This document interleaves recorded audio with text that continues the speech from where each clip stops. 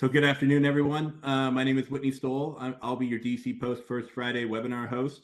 And welcome back to our First Friday webinar series and our March webinar with our guest, Judy Brandt from Summit Insight on disaster response contracting and how to be ready to serve. Joined by me is Samantha Long and Bree Beal, who are behind the scenes moderating our webinar today and will also be monitoring the chat. So we have over 150 registered participants from all over the world ready to learn about today's First Friday webinar. So in today's webinar, Judy is going to be sharing how you can position your company to respond, support, and win federal contracts when disasters strike. But first, I'd like to welcome you all to introducing you to the First Friday webinar series, which is provided to you through SAME's commitment to offering AEC community effective training, development, and networking programs. The DC Post is helping sustain the future of the profession with these monthly education focused sessions aligned with SAME's strategic goals to drive partnerships, deliver solutions, and develop people. So we thank you all for joining us here today as we start our program. So please feel free to use the chat to introduce yourself, share your LinkedIn profile, and contact information with everyone throughout the program today. Ask questions in the chat so we can address them during the Q&A portion at the end.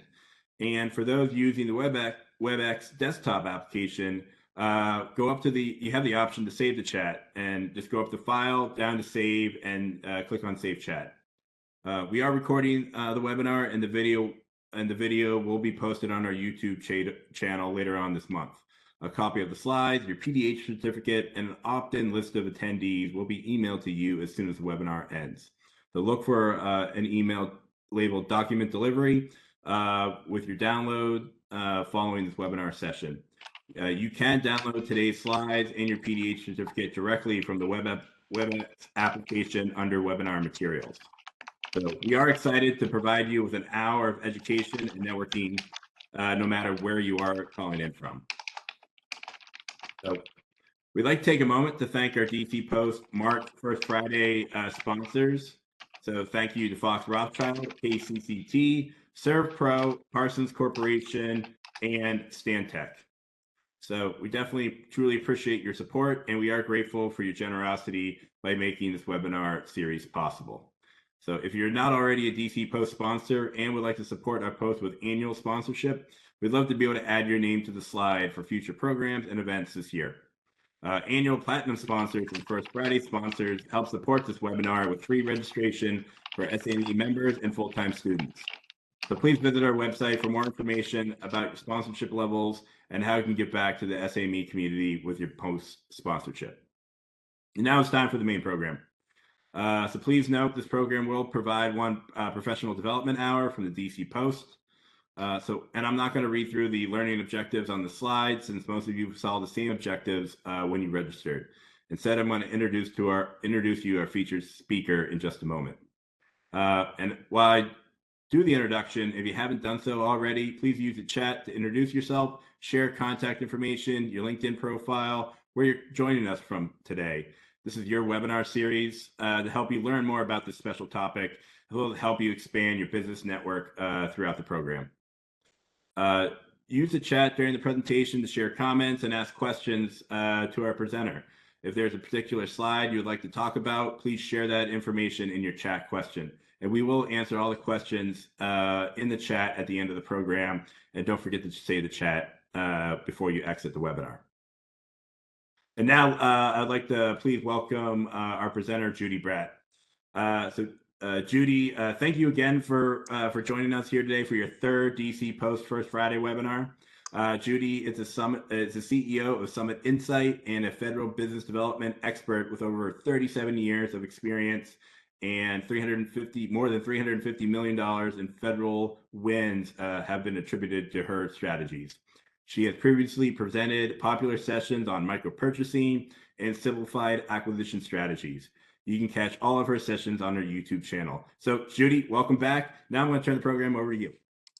Whitney, it's great to be back and a real honor to be joining the SAME DC Post. Let's buckle up and get right started. Can you see my screen okay? Yep, it's coming in clear. It's all yours.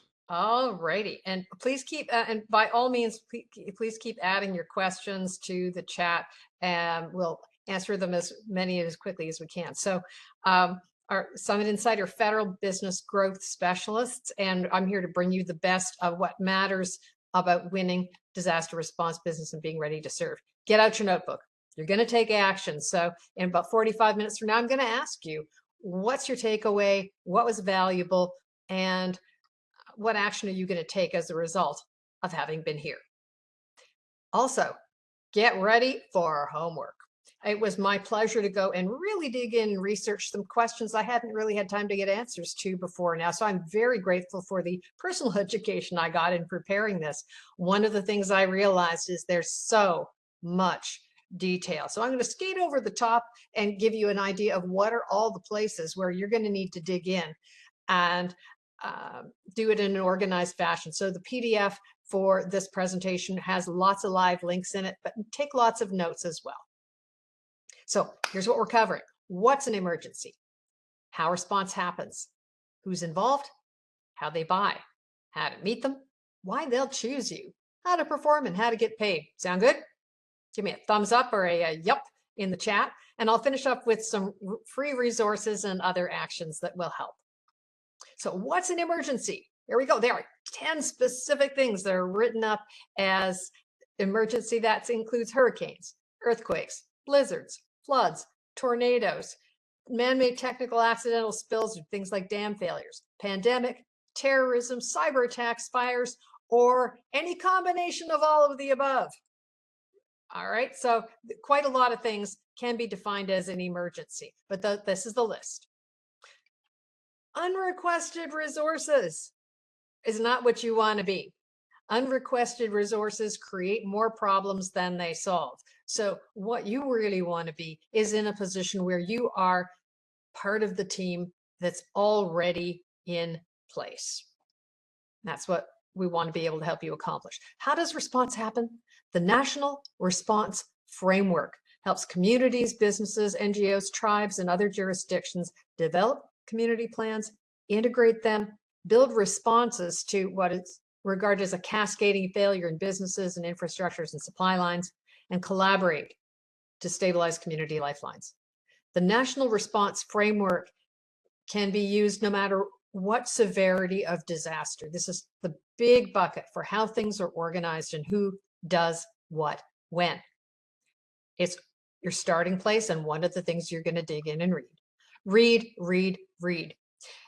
On the FEMA website, the National Planning Frameworks, there are 5 of them, one for each mission preparedness area. So you can go to the link that's on this webpage, download these things while they're still there and easy to find, and make a commitment to read them, skim them, highlight them, and see where you fit.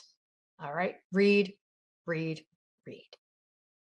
So who's involved? The order of responsibility for disaster response starts with local or tribal, then state, regional, county, and then federal may be involved under either a non-Stafford Act situation or a Stafford Act declaration. We're going to dig into exactly what those are and what they mean for us as suppliers.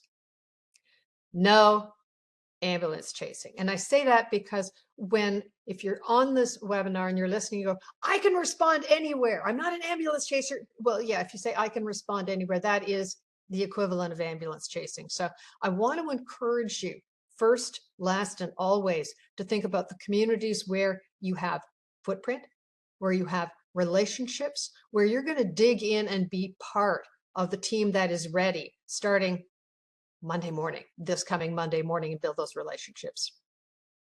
Winners focus on the right question. Who is my buyer? Who am I ready, willing, able, and strongly positioned to serve? So I want to encourage you to make a decision to focus on the communities where you serve, whether that's New Orleans or New York or Washington, where you perhaps have already got lots of staff and resources and supply lines, and you know the players really, really well. Better to serve well in 1 or 2 places than poorly and make promises you can't keep. No one wants that. Because if you don't get it, you don't get it. So the National Incident Management System explains what the roles are in the whole community, in working groups, and the roles of associations. There are many different players, and the actual humans that are doing those jobs are going to be different in every place. Disaster response is based on trust. You want the people that you know are going to perform. So why would you let a newcomer into the party at the last minute when you're not sure whether you can trust them to deliver what they said they were going to deliver? People need to get to know you first. And you need to get to know what are the roles that people are playing in the communities where you want to serve. There are 18 emergency support functions.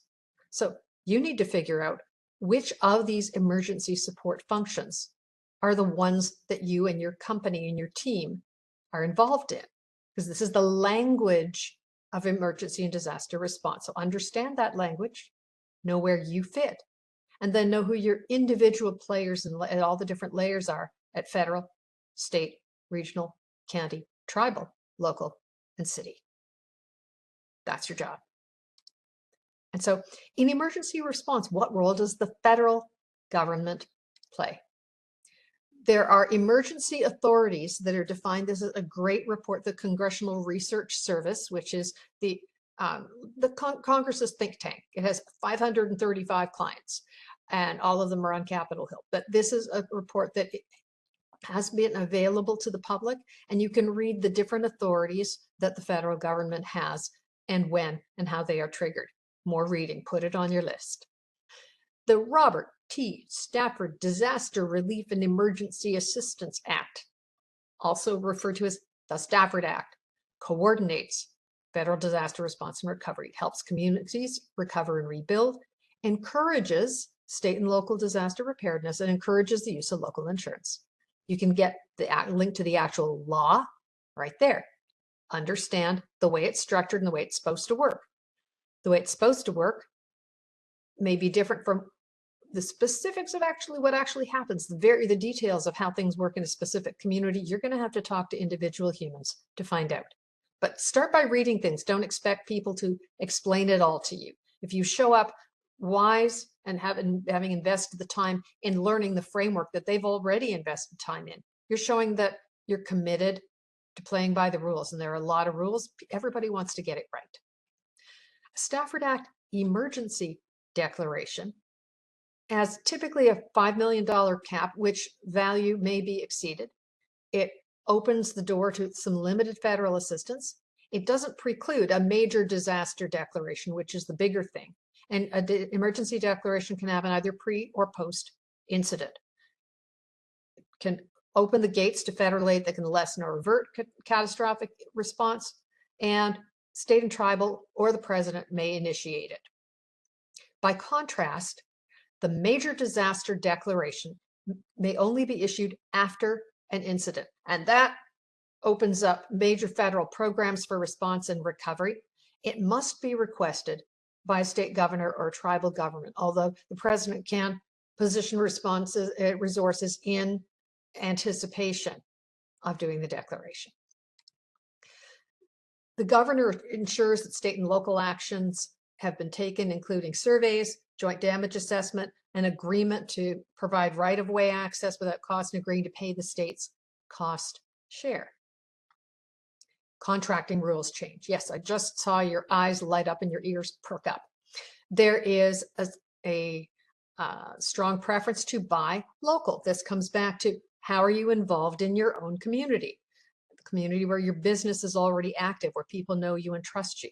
So the Federal Acquisition Regulation 26.202 says give preference to local companies. Emergency acquisition flexibilities are in FAR 18.2. Micro purchase thresholds bump up from 10,000 to 20,000. Simplified acquisition ceilings go up to 750,000. And authorized state and local buyers can make purchases using designated GSA schedules. And procurement by other than full and open competition, which is government speak for sole source, can also be authorized, justified based on urgency of requirement.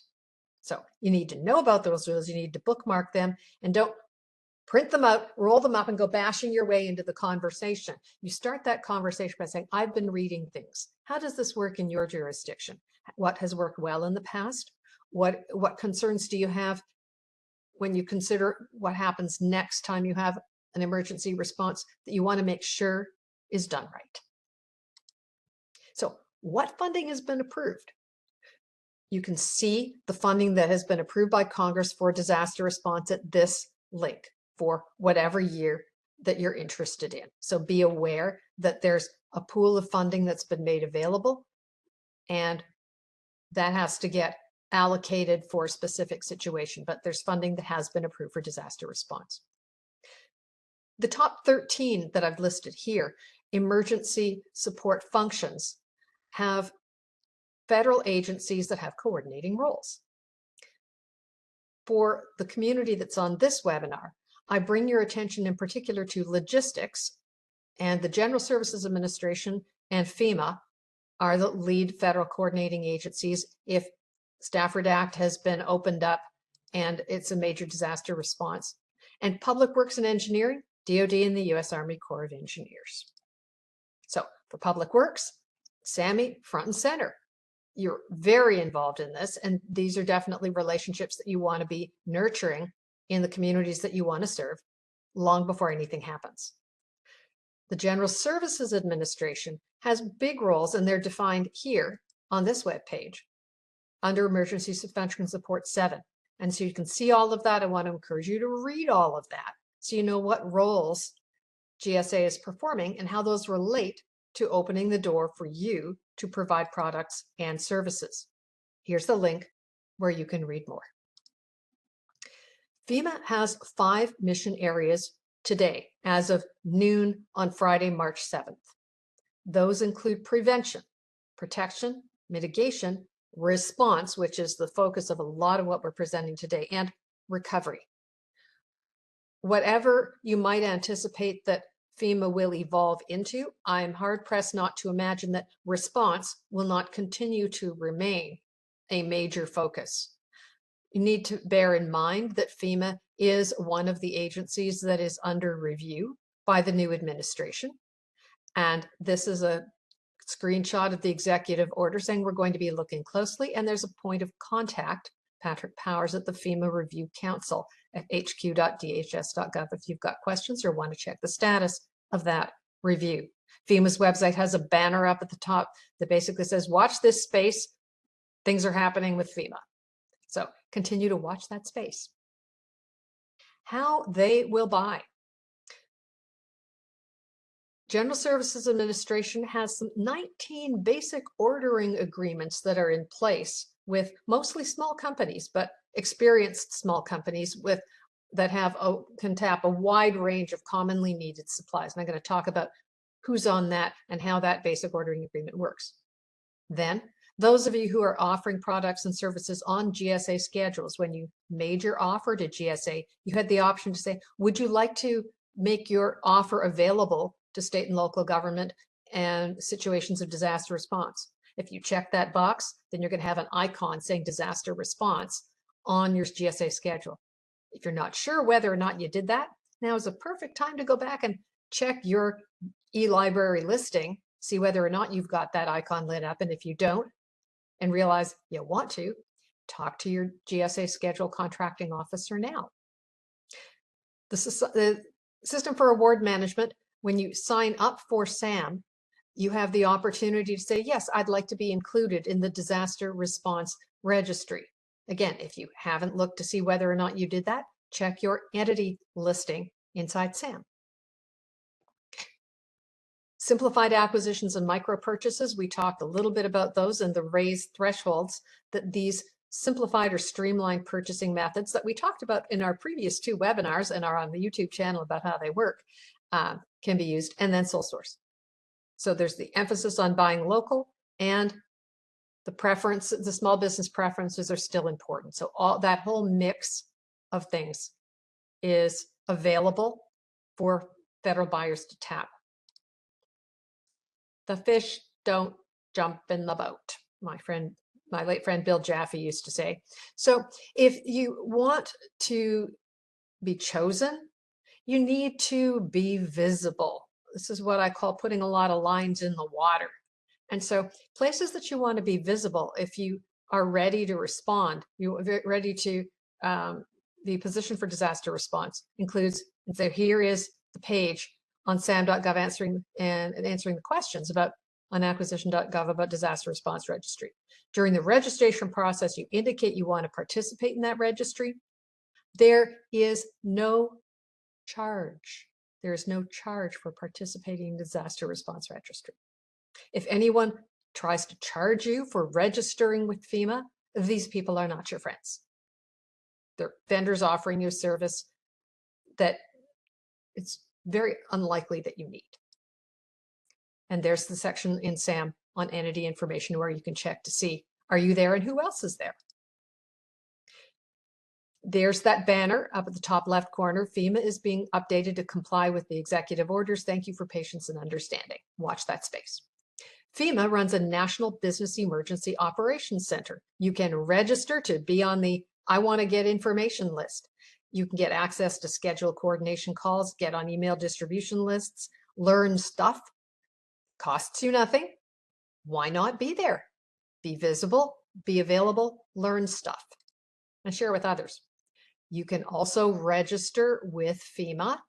Here's the link, and it's strictly for market research. It is helping FEMA understand capabilities in areas nobody's promising you are going to win anything. It's lines in the water. Rule number one, you find them. You find them. Comes back to those communities. And so if you're, that's a lot of work, that's a lot of people. Yeah, it is, which comes back to how many places can you invest your time and get to know and know people and build trusting relationships. Because that is ultimately why people choose you. If you are a provider of transportation services or know somebody who is, pass along that there's an onboarding for a contract to provide that, and that it closes on March 28th of this year. There's another link. Please share with people who can help. Get to know the General Services Administration's emergency coordinator in your region. Here's the web page where you can see who handles your region. And Edwin Torres is the contact for the DC region, where I know many of you, but not all of you, are based and cover. The General Services Administration has customer service directors who coordinate the use of GSA's contracting vehicles and access to vendors based on the needs of the federal agency that's active.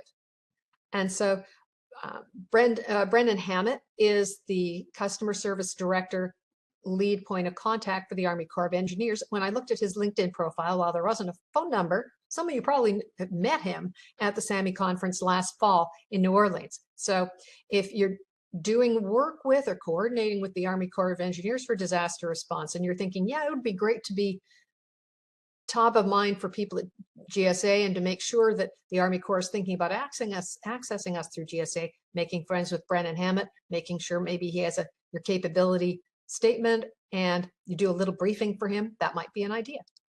Similarly, for FEMA, Clint Steele is the primary point of contact for FEMA's use of GSA schedules and vehicles for disaster response. He's out in San Diego, so don't call him at 9 in the morning. I have connected with him on LinkedIn, left him a couple of messages to let him know that folks from SAMI DC Post may be in touch with him. So connect with him as well. If you have other questions about how GSA is coordinating their contract vehicles, I used the GSA live chat and was able to get information, and I got responses very quickly. So that's the little blue box that's there. You can use that with confidence if you've got specific questions. GSA schedules. Here's a screenshot of the disaster purchasing state and local government options page.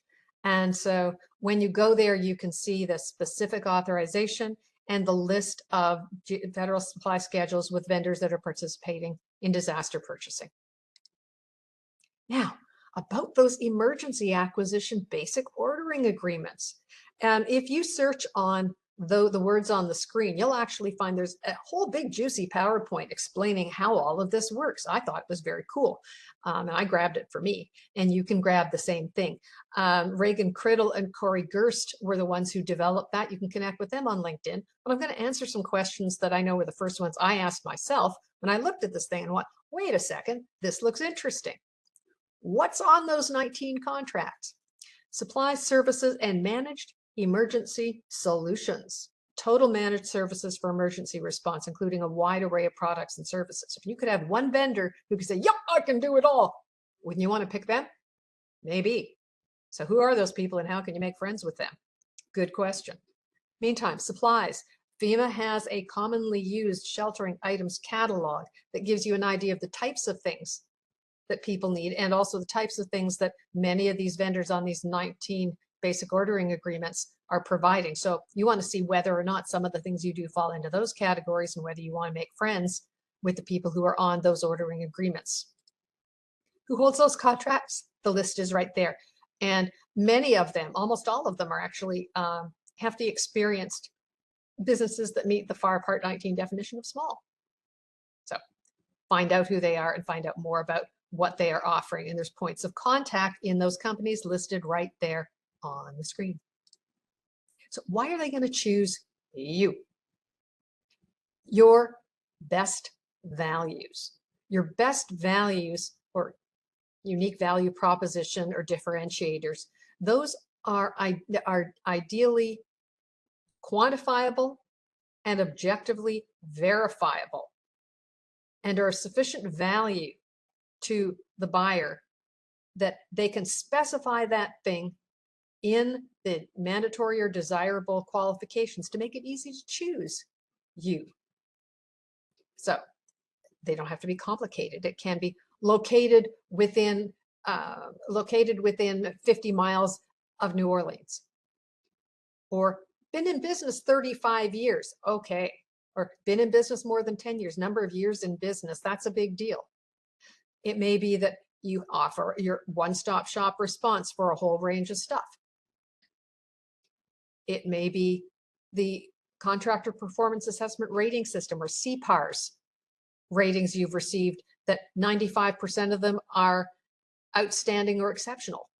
So it doesn't take very many of them, but you want to be able to choose and emphasize those things consistently with your players at all the layers across all the jurisdictions who are in charge of deciding who are we going to call. So players and layers in all those jurisdictions. What's it going to take to meet them? Focus on community. Focus on community. You want to start by researching past federal contract award data.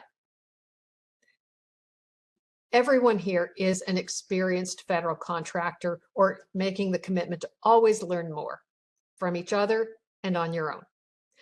The United States federal government does something no other government in the world does, and that is publishes over 208 fields of data recording related to every contract action connected with a contract that's expected to be worth more than $25,000. And that data is available for free online right now, going back 35 years. If that doesn't make your head explode, I don't know what does. And I want to say for free. You're going to spend time and you're going to spend money. All you get to choose is the mix. One more time. You're going to spend time and you're going to spend money. All you get to choose is the mix. I'm a big fan of free. And so SAM.gov contract data, not contract opportunities, but contract data, is not pretty, but it works. And so if you're ready to tap in and focus and really get into the ooey gooey of who won those awards and who awarded them and when and for how much in the territories and jurisdictions where you want to be serving, you want to know that. Why would you not?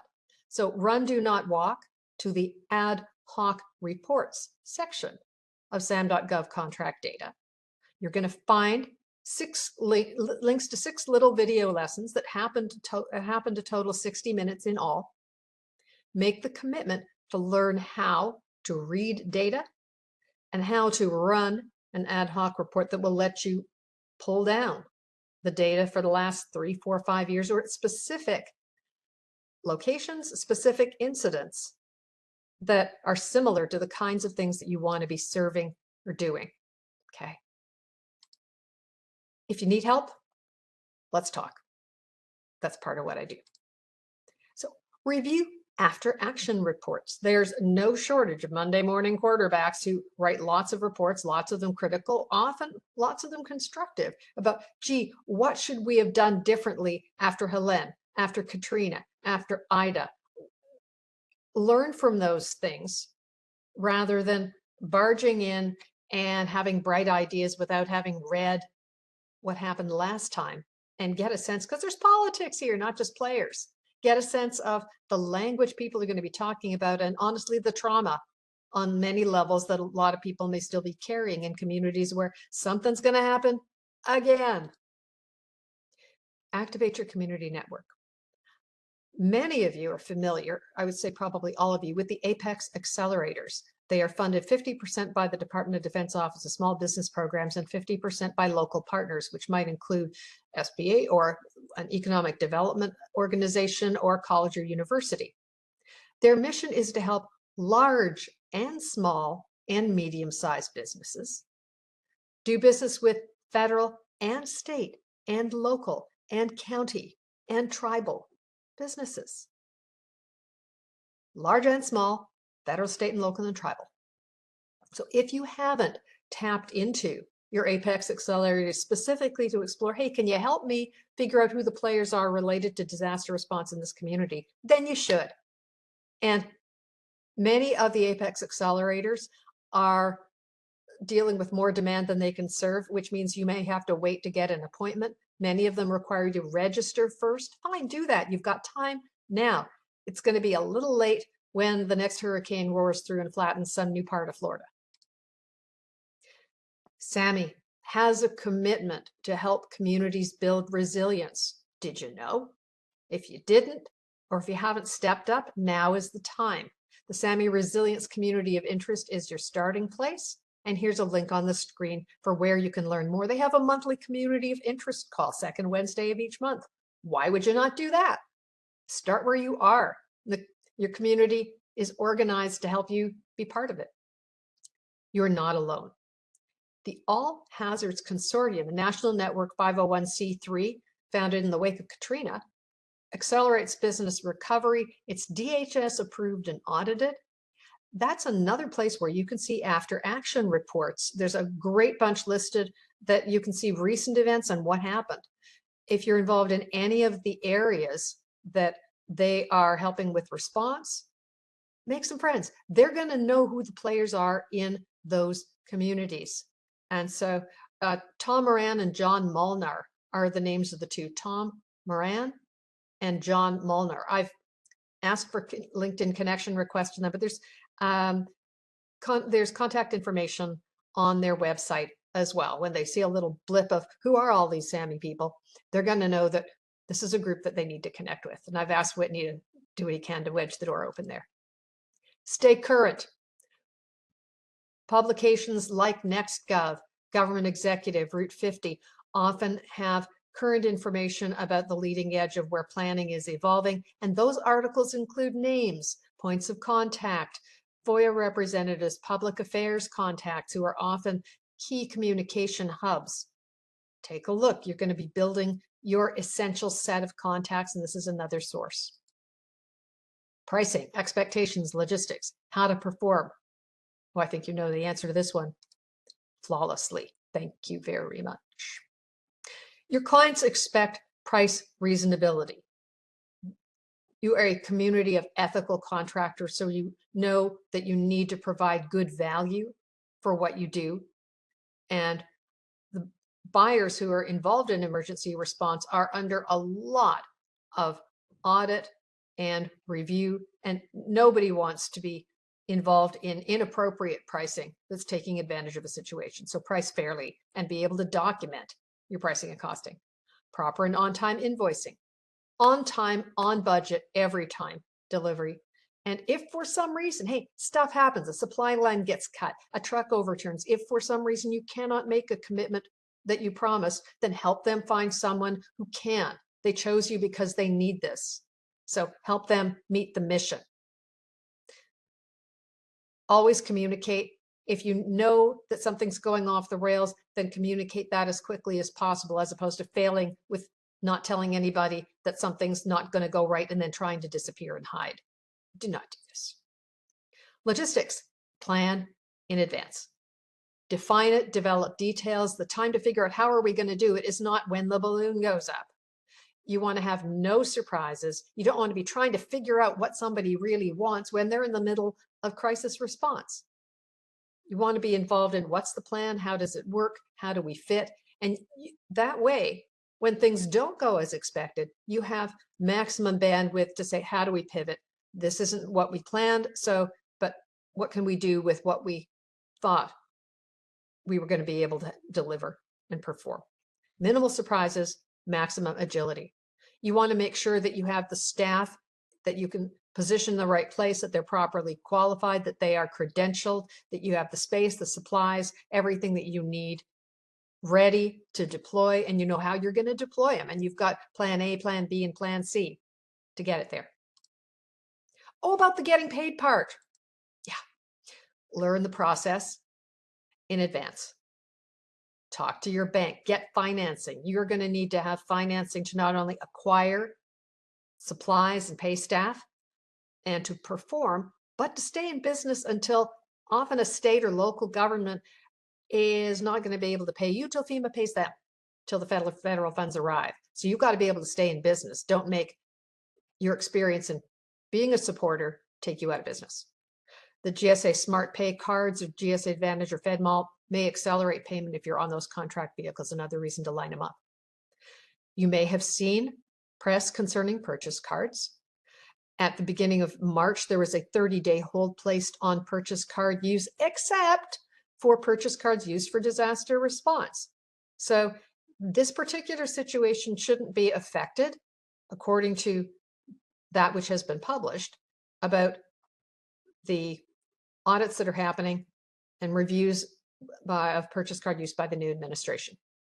All the more reason to check, say, what's really happening for you in this locality? If there were a disaster response tomorrow, what would happen? How would it work? If you are concerned about the responses that you are receiving, now is a perfect time to get in touch with your members of Congress and say, we are concerned. Next steps. Collateral refreshed, including but not limited to your website, your capability statement, your capability briefing. Make sure it's up to date and that all the stuff on your SAM profile is aligned with all the stuff on your collateral. I've talked to more than a few contracting officers who say if your DBA and your data and your stuff doesn't align with your collateral or your website, they're not even talking to you. How you do anything is how you do everything. How you do anything is how you do everything. If you're taking so little care to talk about what you do, then why are they going to think you're going to take good care of them? No one can take away your past performance. Whatever concerns you may have about the fate of small business programs and preferences, your past performance is something you can stand by. Why will the players at all these layers talk to you? I come back to best values. Most important, you can have everything in life you want if you'll just help other people get what they want. And what do they want? They want to follow the rules. They want to deliver the mission. And they want people who know how to be a zero. Be a zero. Well, wait, no, don't you want to be a hero? Not always. I draw literally a page from the book of one of my favorite astronauts, a Canadian commander, Chris Hadfield. In his book, An Astronaut's Guide to Life on Earth, he talks about how the culture of what you really need, what the right stuff is, changed from Gemini, Mercury, and Apollo to modern day space missions. And one of the most disruptive forces is somebody who comes in looking, I'm here, I've got lots of things to do, I got lots of great ideas. You're just going to slow everything down, looking for attention, trying to be a hero. You don't want to be underperforming and clueless. You want to actually be able to come in and integrate seamlessly, neither lifting up nor pulling down anything when you start. So my charge to you is learn how to be a zero before you even think about being a hero.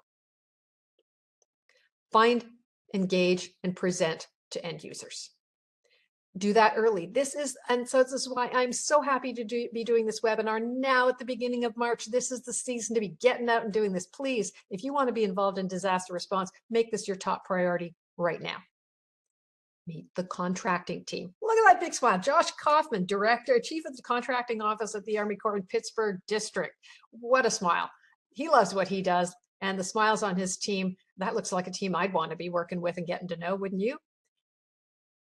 There's more like him out there. Figure out who the players are on the contracting team in your local area. Make sure that they know your capabilities and you know theirs. Know what the process is. Understand the contract vehicles that they like to use the most. And offer your services as a backup supplier, even if they've already got the people they say they need. Stuff happens. Research and build supplier partnerships. That doesn't necessarily mean just registering on lots of portals. The thing that makes all the difference, that lights up that handshake, is when you bring business. Bring business, bring demand, bring relationships, explain why having you on that team is going to make their life easier and help them shine. Build your own response plan. Make sure your supplier registrations are current. Make sure your team knows what they're going to do, where they're going to be, what they have to be involved in, and what they have to bring. Make sure you've got your logistics and supply lines and partners in place. Get on those contracting vehicles. Make sure you've got financing. How hard is that?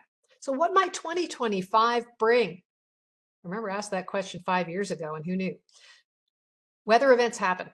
I'm just looking at the last 10 years. 10 years ago, this was the map for severe weather. 5 years ago, last year. The map's lighting up. The one thing we know for sure is stuff is going to happen. Are you ready? We covered a lot. What's an emergency? How response happens, who's involved, how they buy, where to meet them, why they choose you, how to perform, how to get paid. I've got resources for you, but I would love to ask you to drop in the chat right now. What's your aha or big takeaway from our session today? What was valuable? What are you going to do as a result of the things that you learned? I hope that read is high on your list, but what mattered to you? What did we bring that was helpful? Resources. I love this quote from Fred Rogers. He was asking his mom when he was disturbed by seeing things in the news about stuff going wrong, and she said, look for the helpers. You will always find people who are helping. That's you, and I hope today that got to be me a little. An attendee bonus for you, a complimentary GovCon Personas guide. This little guide, which I've just updated, is going to help you understand and get inside the heads of the players at all 5 layers and what to do and say and ask when you meet them to build relationships, and even who to talk to first. So you can shoot the QR code, go get it. Complimentary capability statements guide, how to do a refresh for 2025, some sample formats, and what government buyers really want to see in your collateral. Hire departing federal employees. There's never been a better time to do that. Formergov.com is one of many places where you can access folks who have skills, knowledge, agency, insight, a commitment to public service. Formergov.com is available to set up profiles free of charge through March 11th. So check it out today. After March 11th, you can use the discount code Judy Rocks. Go figure. That was the code they gave us, Judy Rocks, after March 11th. But it's free today, so go check it out. Advocacy resources. If I now have my members of Congress on speed dial, you can do the same. Phone calls are the single fastest thing for you to do, and they're the single highest impact because of volume. So you can take 30 seconds. It's not hard. You can punch in your zip code. The app 5calls.org will give you, it'll connect you with the phone numbers for your members. It'll give you some notes about common things that people are often concerned about these days, but you can say, hi, here's who I am. Here's where I live. I'm concerned about this. That's it. Takes 30 seconds. The Society of American Military Engineers for decades has been involved in advocacy. Start with your local post, find out what's going on and how you can be involved, and make sure that the communities you want to support as well as your business are represented and getting the support that you need. Finally, and what a great place this is to end, The Society of American Military Engineers, young professionals in the DC and Northern Virginia posts got together last year and literally went up the wall at Sport Rock Climbing Centers in Alexandria, Virginia. We had over 75 people registered, over 50 showed up, and we literally put our lives in each other's hands. And so whether you know the ropes or you've never climbed before, GovCon Rockstars is the literal top networking organization designed to bring together active military, federal contractors, and government employees, and people who are displaced from any of those things to get together, to network, and blow off some steam and build relationships. We had so much fun that we're going to do it again on Thursday, June 26th. So bring your team. You can bring your family, bring your prospects, bring your partners, bring your kids. We would love to see you, and registrations have already started. So with that, you're not alone. I would love to talk with you, love to meet with you. You can shoot the QR code and ask for some time on my calendar. With that, Whitney, it's back to you. What questions do we have?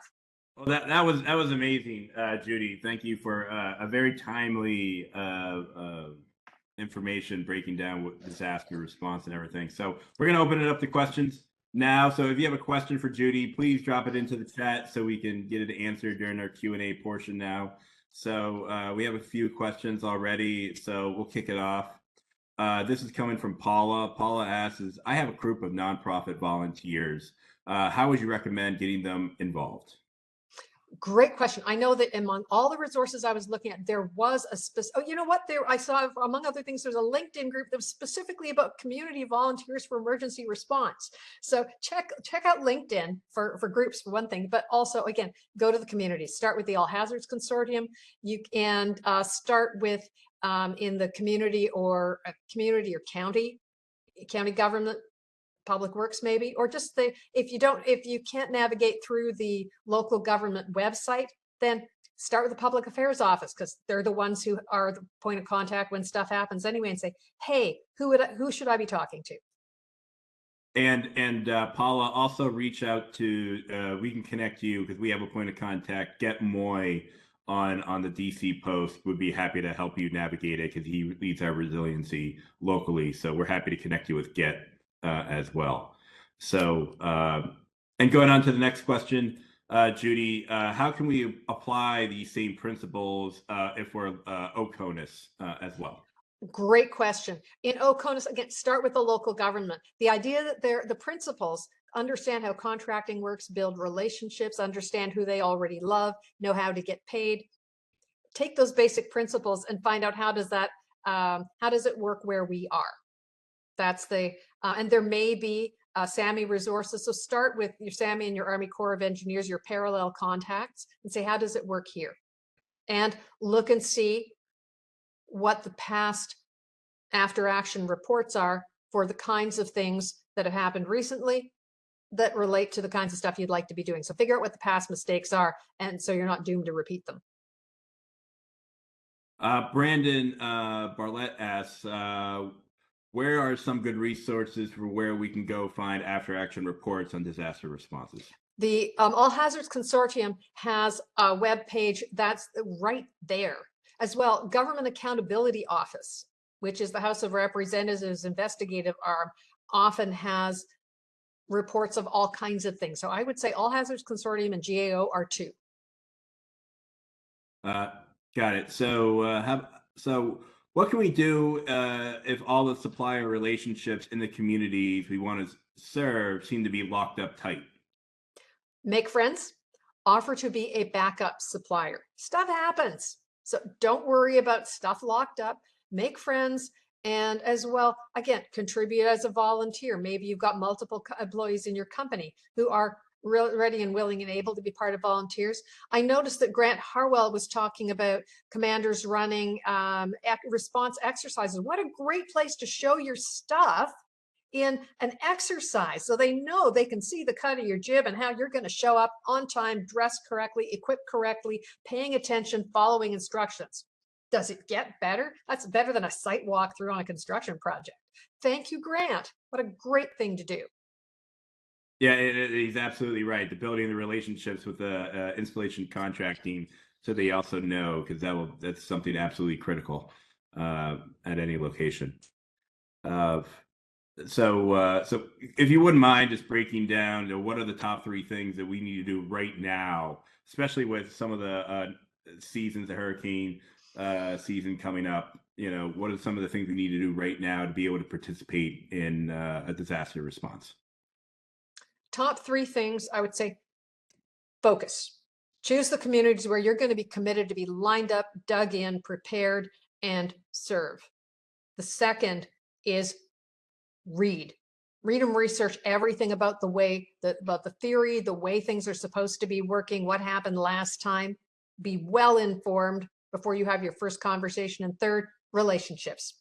After you've done your focus and done your reading, then and only then are you going to be able to show up and be a competent zero in a good way and be somebody that people want to talk to. Yeah, that's great. And if you have any additional questions for Judy, feel free to enter in the chat. And she's happy to stay around for a few extra minutes as well. We got a couple of SAME items we want to close out on. But again, Judy, thank you very much. This has been incredibly informative and again, very timely for this time of year, especially with a lot of things that are going on.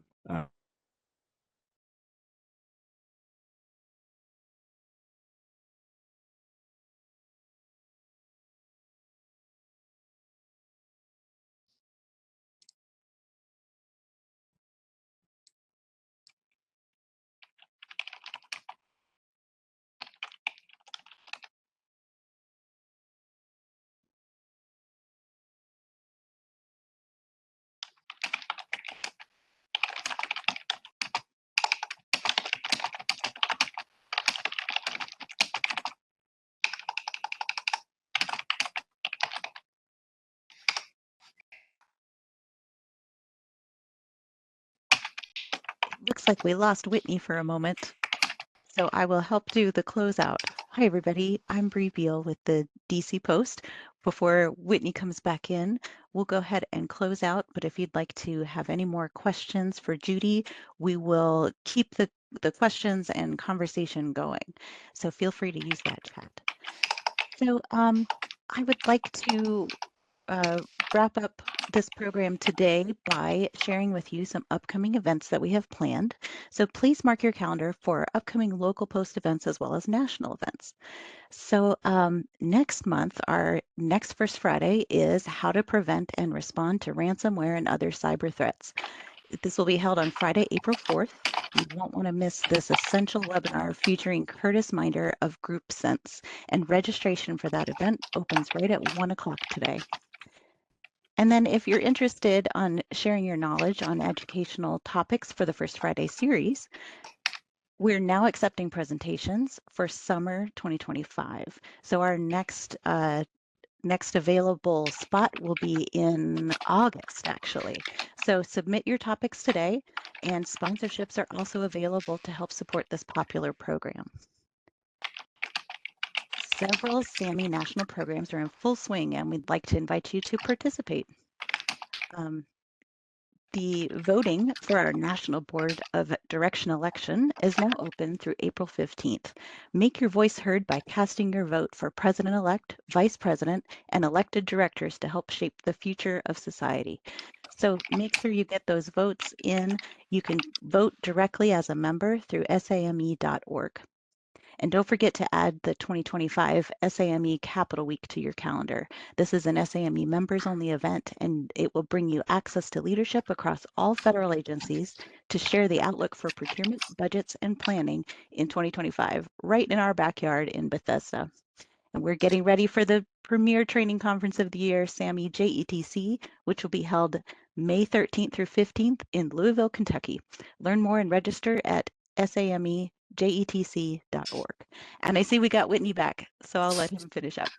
Hey, thank you. Yeah, my computer crashed, so I apologize. I apologize about that. So why don't we dive back in? So Bree, thank you very much for covering on that. So hey, so we have a very busy schedule here for the DC Post coming up. So so now through the end of the month, our DC Post Scholarship Program is now accepting applications for the STEM higher education students. So we actually have $75,000 to share with our future AEC leaders and students who can earn up to $10,000 each for their scholarships. The deadline is March 31st. So be sure to share this with a student who you know who might be interested. And the DC Post Partner Organization, the George Washington University Security and Sustainability Forum, is hosting a free webinar on March 18th. So decentralizing climate action and the role of blockchain in state, local, and corporate leadership. So be sure to check that out. And you can wrap up SAME Cap Week with a lively fundraiser at Pinstripe. So join us for an afternoon of bowling, lunch, and networking, all in support of the SAME Foundation. So whether you attended Cap Week or not, be sure to don't miss out on a chance to connect and unwind just steps from the conference center on Wednesday, March 26th. And then join the DC and Nova Post for a fun lunch and project tour of George Washington Mount Vernon on Friday, April 11th. Tom Whitmore from the Crispin Company will be sharing details about the renovation projects going on at this historic site. And if you're ready for another fun networking event, we partnered with the SAME, with the Nova Post and GovCon, Judy and the GovCon rock stars, and to bring you another opportunity to network and as well as rock climb. I did this last year and it was great. So don't miss out. Don't miss this event, which is Thursday, June 26th. And if you haven't rock climbed, I just want to add that when I'm not doing GovCon, I mean, I wear something else, but I've been a professional indoor rock climbing instructor at Sport Rock since 2007. I've literally taught over 1,000 people to go up a wall. So we've really got you. Yeah, it's a great time. So Thursday, June 26th at Sport Rock, Alexandria, the whole family is welcome. And we have a lot more events planned throughout the rest of the year. So be sure to visit the DC Post website for a full list of our educational and social events throughout the year. Connect with us on LinkedIn, and we will share industry news, photos, all while building a strong network throughout the AEC industry. And you can watch all of our First Friday webinar sessions on our YouTube channel.